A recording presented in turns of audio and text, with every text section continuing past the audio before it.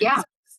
Florencia, in part one of this conversation, we talked about the death of boredom. And so today I wanted to follow up with you and talk about the death of friction. So if we remove every no and every wait and every glitch from the child's life through technology or anything else, are we accidentally deleting the very thing that makes us human?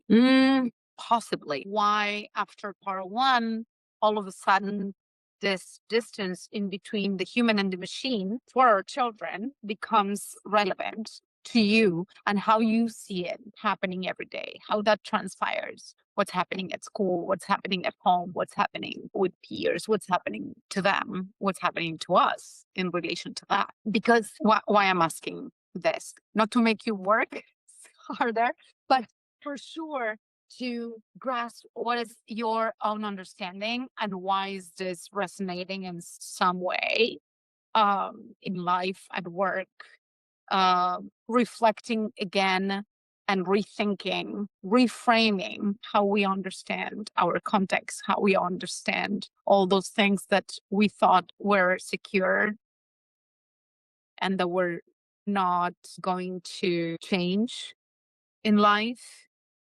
And all of a sudden, we're not so sure anymore. So is that plus or articulated to what do we understand, at least just you and me in this conversation in part two of what is human and what is not? So I think there is a tension, right? There is this constant tension between trying to get to a space that's more predictable, that's more controllable, that's more manageable. And I think a lot of what I see in technology and the focus is about that. It's like, how do we make our lives easier? Which is not a bad thing, right?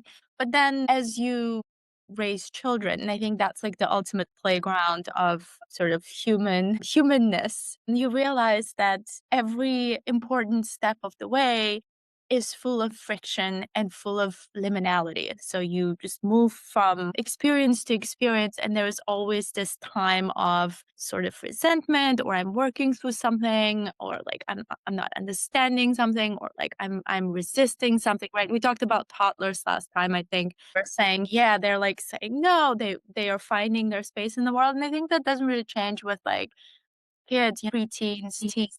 It's a similar space that we're all in. And so what we're seeing is that how necessary is it for our children or even for us to like sit in that space of liminality and sort of absorb something and experience something very uncomfortable, and realizing that there is no predictability in a lot of things that happen, which is part of life. And how do you build resilience around that? And then where technology comes in, that has this premise of actually removing some of that friction, actually like automating or optimizing some of that. How much do we let this sort of impact that core need for us and for our kids to endure that uncomfortable liminal process without something just sort of giving us an easy way out in a way? Yeah.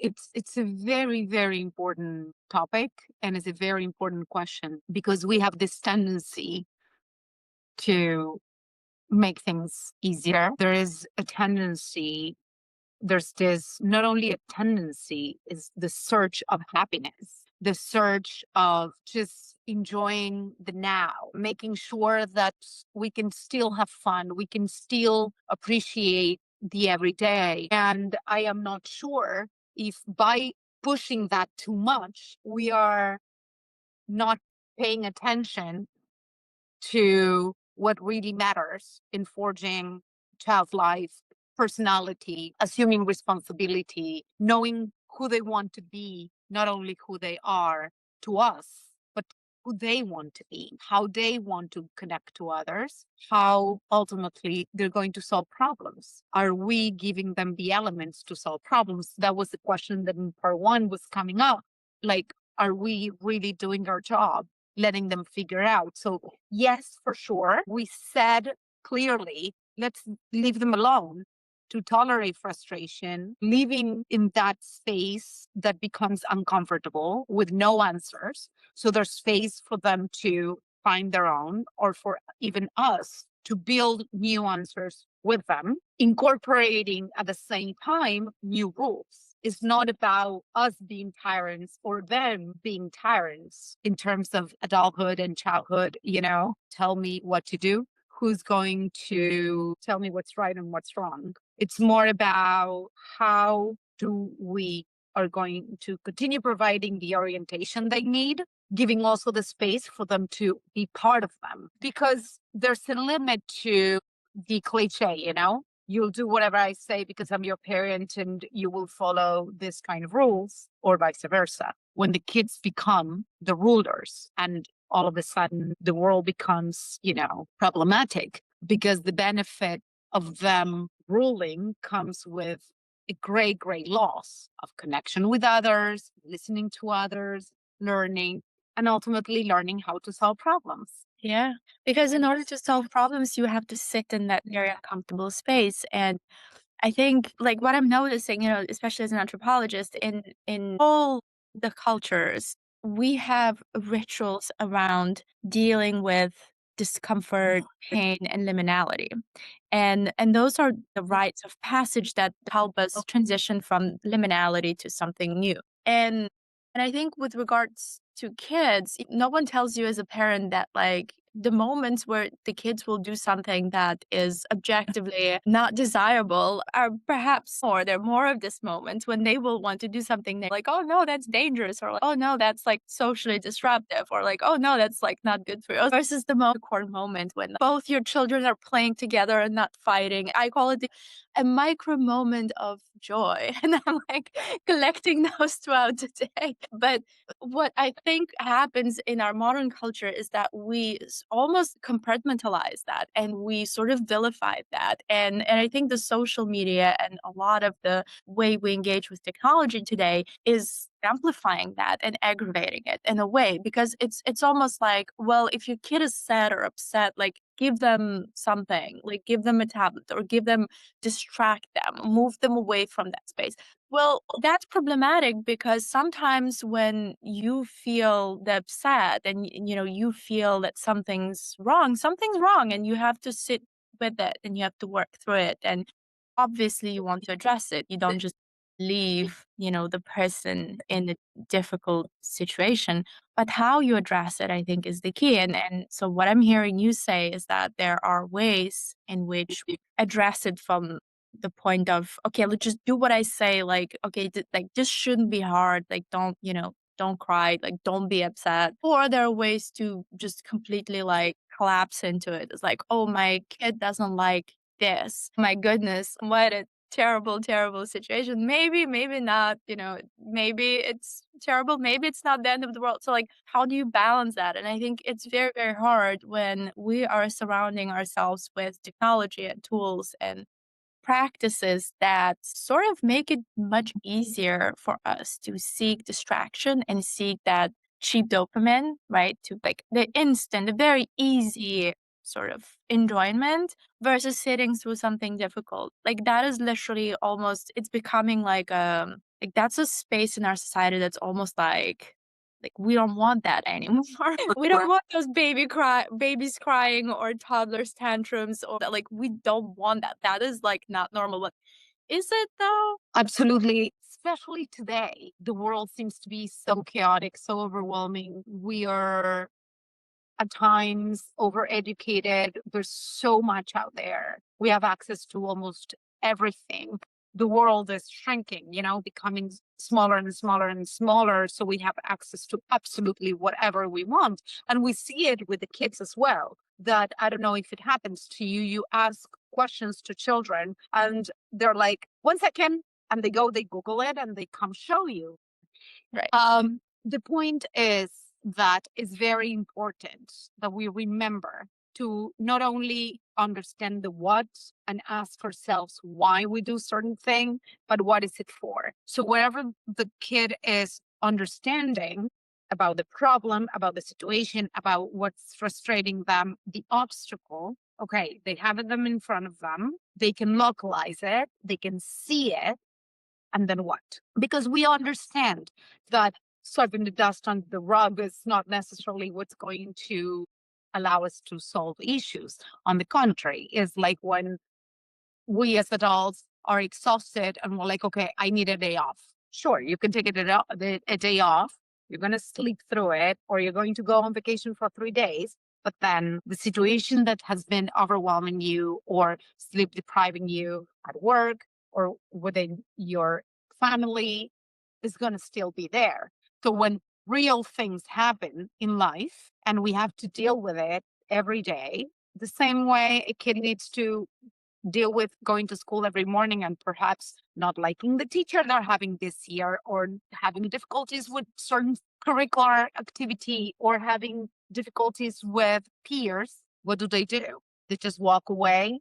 And we have this tendency to tell them, don't pay attention to them, don't listen to what they're saying. You just live your life, ignore it, play with someone else, or do something else, or let me talk to the teacher to see how we can help you with certain thing, and so on, so on, so on. So it is an incredible exercise. Remember, on top of the why, what is that for? And the list is going to all of a sudden become smaller and smaller and smaller, because as human beings, no matter how old we are, approaching and understanding life as adults, even if we're 5 years old, there's a lot of stuff that we do that we have no idea why we do it for, or where we going with it.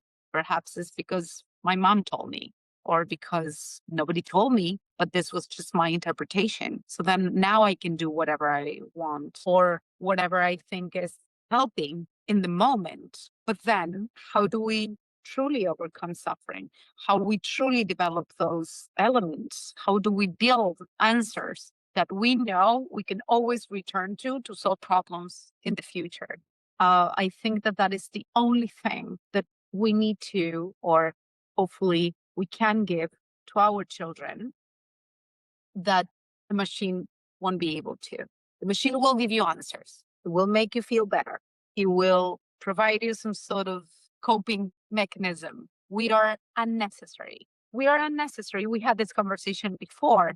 Is the machine replacing us? It's bringing answers that, all of a sudden we're irrelevant. I think we are irrelevant, but the most important things in life are not necessary. They're just decisions. Was it necessary for you to have kids? Probably not. It was necessary for you to follow the path of anthropology. Was it necessary to move to this country? When we come to that question of necessity, perhaps nothing is, but what we decide and what we pursue and what are we building after we make certain decisions. For children, it's the same thing. So you talked a lot about the silences and sitting through the moments where there is uncertainty and you don't necessarily have the answers, and sitting within the uncertainty. And I think, as a scientist and as a technologist, I often jump to what are the protocols that can help us, which is very similar to, the anthropological concept of rituals. Like, what are the rituals that, what are the things that people do? Because ultimately we are very social beings. And so, the dynamic that we're dealing with, it's not just individual at like individual level. And I can tell my kids don't, you don't have the screen time, or like but they will, maybe perhaps somewhere, at school or at the library will happen. Maybe I can tell them social media is not good for you, but I don't have an illusion that they won't find social media and they won't be on it. We're always dealing with this sort of the macro as well as the microcosm of our own, family unit. What do you think are how do you approach this, especially as it pertains to technology? Like, how do you approach what I call protocols, and you referring to as sort of sitting in silence or asking open questions? So, look, I think that there are two components to this that is interesting to kind of, comprehend a little better. The thing that you're describing as rituals, protocols, I think that belongs more to the structure, our foundation. the base that we need to sustain ourselves. We build that with, I think, ethics on top of morals, making that distinction in between what moralistic is accepted moralistically speaking. So socially, this is what we're supposed to do. This is what we're not supposed to do. This is how we behave. And we use those rules within institutions. It can be a family unit, it can be the school, it can be a hospital, it can be church, it can be, you know, and I mentioned those because culturally speaking, those are intertwined with our everyday life, either what's happening in the places where we develop professionally, where we learn. So education, work, religion, and then culturally speaking, those spaces of recreation that are supposed to reunite us to enjoy, but also with the problems that we are facing today. We still crave for community, but we are at times very isolated and enjoying too much just to be alone and not necessarily connect with others or share experiences. So, in terms of rituals and protocols, in terms of I could include their rules because why not? Comes this idea that I was sharing with you at the beginning of, okay, is it going to be our way or their way as children? Well, perhaps none of that, but the articulation in between our orientation and giving that space in which they're allowed to have their own interpretations and reframe it and form their own ways of approaching it that perhaps has nothing to do with the way we were originally thinking, but also the way our message was decoded, the interpretations of that message, where they're taking them based on their interest and their own eyes experience in the world makes it richer and more interesting, I think, for everyone, because it comes with the realization in adulthood of like, wow, I haven't think it that way. I didn't know that this is a problem for you at school. It doesn't end with, it didn't happen to me. I was third grade was not difficult to me. It was only fourth. So you're in second grade. What's the issue? There should be happy time. Okay. The kid is having issues at second grade. It is what it is. So are we giving them that space? Are we staying silent and welcoming that space in which we don't have all the answers? Or in the name of knowing it all and in the name of the semblance of we know how, we just say things that make no sense. Yeah. It is important to pass along and to transmit that we do have a know-how, but perhaps that know-how is it doesn't have to be absolute. Yes. But also, it doesn't come first. Right. So, what you described as a system is, for example, the notion that, when something happens at school that is upsetting to the child, the grown-ups care, right? And that's what I really value about it, like a school as a system, right? Not all schools are like that, by the way. But when we do embrace this philosophy that we listen to the child and we try to understand, and then you lead with curiosity, like what is actually happening in your world, right? And you're not projecting what was happening like in your world when you were in third grade, um, or what should objectively be happening, or questioning. You're just listening. We talked a lot about active listening and being open, being curious about what's truly going on in there. And then you don't jump to conclusions or problem solving but I think what I refer to as a protocol, it's almost like part of that discovery. So you would,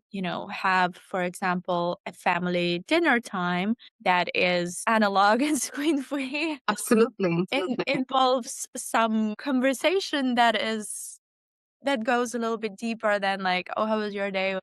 Oh, my day was okay. And it's just like, is there something that troubles you? Or like walking together or like, getting places. I think the places of liminality are often so important for that discovery because that's where the connection happens. And I think the connection Connection rarely happens when you like deliberately like ask your child, "Hey, tell me about your day. What's going on? Is something wrong?"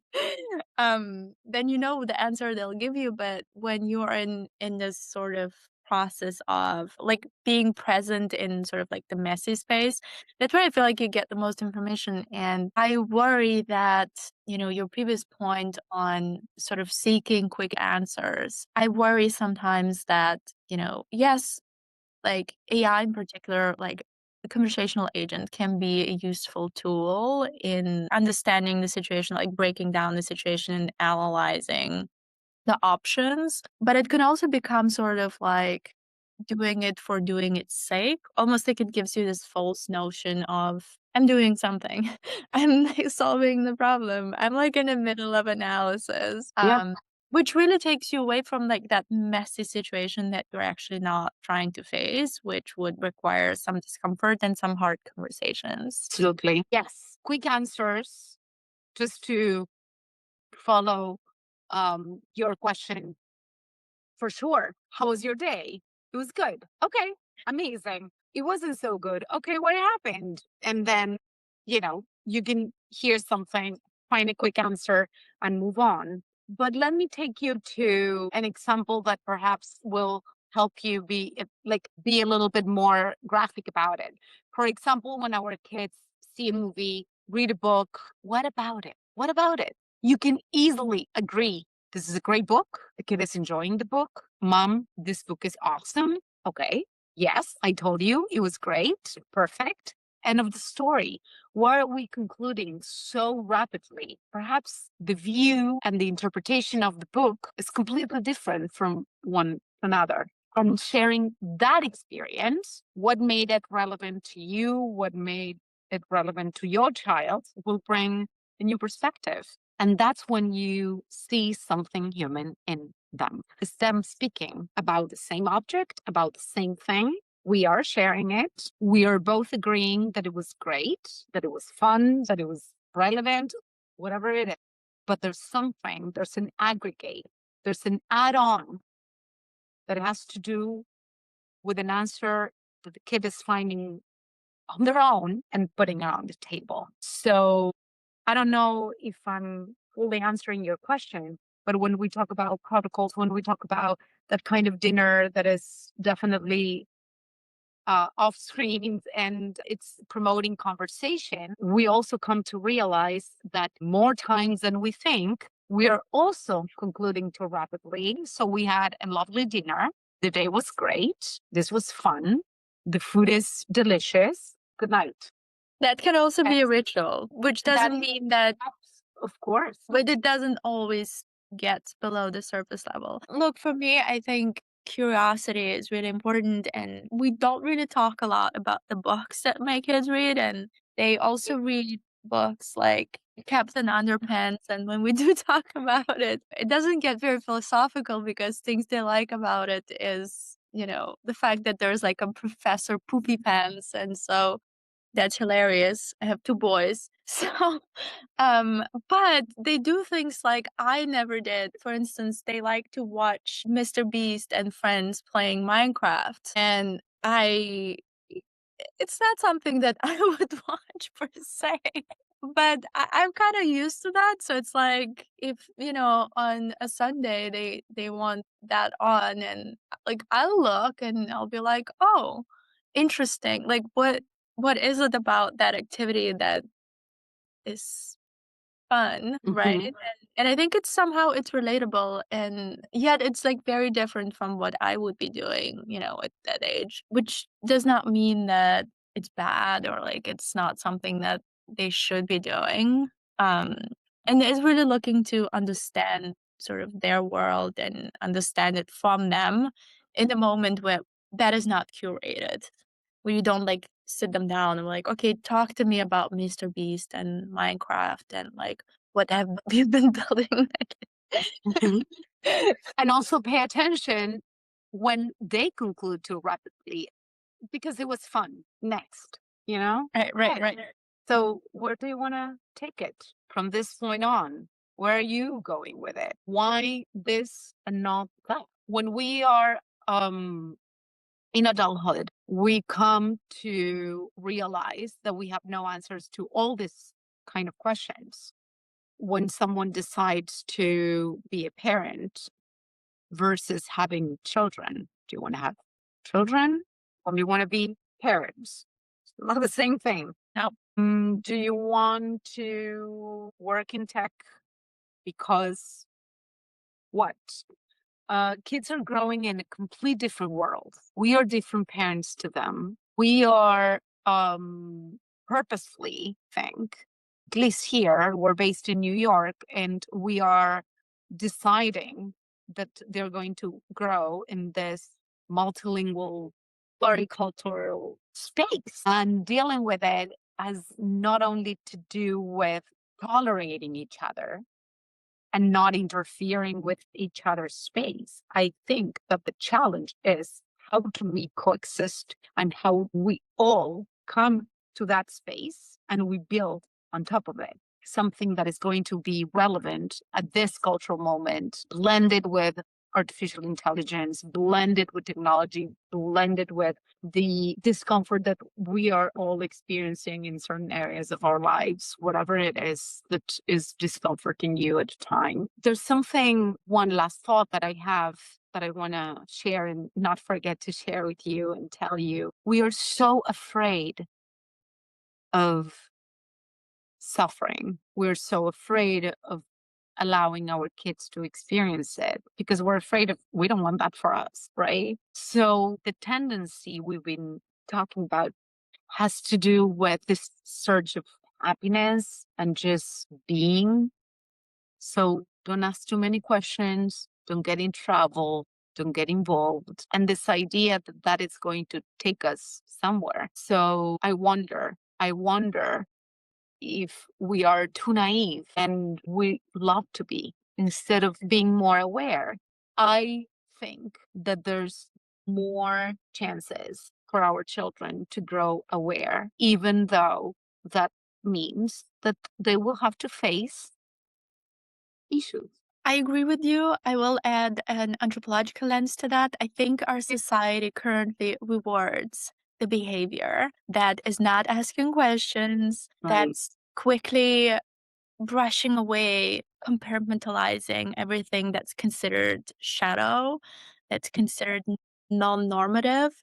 Um, I think that it's going to be hard for our children to sort of go against the grain. And I think that part of us almost like wants to protect them. Like maybe don't ruffle those feathers, maybe don't go deeper. It's all fine. It's not, by the way, it will blow up in your face. But so I'm with you, but I'm also saying that what I'm noticing is that there is like a larger meta structure that is making it harder for us to be more introspective and to ask difficult questions. So I'm really grateful to you for pushing us to continue doing that and sitting in the silence and asking hard questions because that is so, so necessary.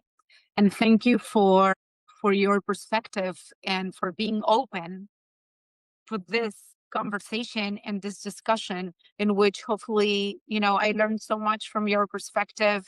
Hopefully we have something relevant to bring, but not as an answer and as a conclusion, but at least I am content if this is serving the purpose to set a base in which we're asking ourselves those questions, and at least we're exposing them, at least we're knowing that they're there, and that ultimately it's our choice if we're going to do something about it or if we're just going to continue the way we are. Because as you're very well saying, we have an entire system supporting the opposite of what we think is relevant in this conversation, right? I agree with you. This is a practice. We're not looking for answers. We're looking for curiosity and open questions and discovery. And I think that's really necessary. I think in this common discourse, we are just quickly jumping to like, hey, give me a list of 10 things to do. I'm guilty of that too. Like I like my We are all we're all guilty of that. We all do it because we do not, even if we understand a little more and we expect a little more, we still deal with all this ourselves. I don't know if you want to add this on, but it is very important that we also acknowledge that we are struggling with it. We are coming to learn what is all this about, and we are navigating it. Yep, you're absolutely right. It all starts with us. We don't know how, 90% of the time.